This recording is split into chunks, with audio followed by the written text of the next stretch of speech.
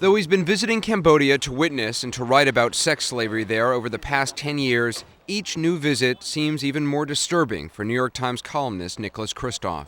I'm in the room of a large brothel and guest house. It's said to be, one of the wildest ones with the youngest girls and where virgins are sold, this kind of thing. And the reason it can get away with all that is the owner is the head of the criminal division of the local police. Kristof was so affected by his visit here 3 years ago that he paid $350 to buy 2 teenage prostitutes so he could set them free. For this woman, Stray Mom, he paid $203. That meant she'd be free from a life of $3 a session sex. Kristof found Stray Mom was kidnapped for prostitution when she was just 14. She met a woman at a bus station who talked with her, kidnapped her, and then sold her virginity to a Cambodian brothel. In December, Kristof went back to check on her. We're about to go look up Stray Mom, who's a young woman who we met here 4 years ago now. And at that time, we bought her freedom from the brothel, took her to her hometown. Prostitution is illegal in Cambodia, but it operates in the open here.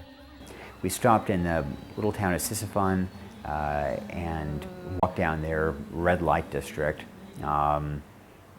getting mauled by some of the young women there who are very aggressive. The other red light districts have been clamped down on a little bit, not Sisaphon.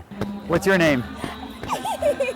Sex here can cost $1 to $25, but young girls, some only 12 or 10 or even younger, are highly prized for their virginity.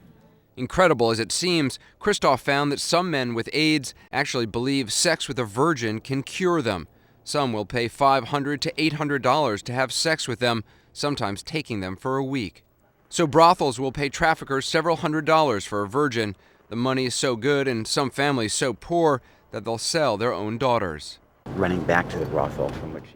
Kristof doesn't know how much her kidnapper got for Stray Mom. He just wants to see how she's doing since he freed her.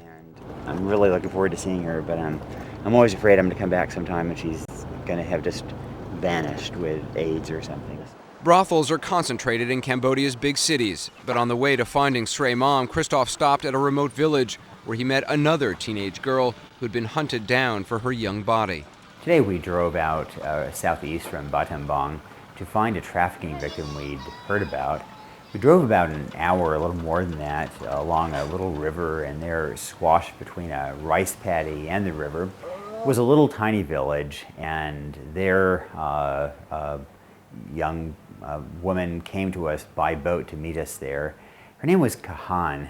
Kahan says a woman she thought was her friend gave her ice cream, but it was laced with drugs to incapacitate her so she could be kidnapped and sold. Police found her first, and she was saved, but Kahan was left partially paralyzed by the drugs in the ice cream. The drugs had had a lasting effect on her, and so she was left mute for months and months. Even now, more than a year later, she's only beginning to get her speech back. And the family's been largely bankrupted by trying to treat that disorder. Kristof continued his journey through Cambodia and eventually found Stray Mom. How are you? He found her not at home, but right back where he'd rescued her. Stray Mom had become addicted to methamphetamine at the brothel and gave up her freedom because she couldn't live without the drug. It's common here, Kristof found, brothels giving drugs to girls to keep them enslaved. Oh, you look good though. Jeez. Stray Mom said she was embarrassed that Kristof found her back here and insisted she had given up prostitution. But of course, Kristof finds that's a lie.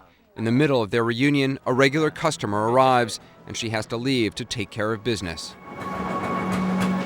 Boy, it's just, you travel to these little villages and you just see how difficult it is, how many girls there are who get no education and just can't stand up to the brothels, to the traffickers, to the mamasans. They get sold to a brothel and then they just don't dare fight back, they don't dare run away, they don't know what to do, and they've been taught, to accept their lot in life, and so they do.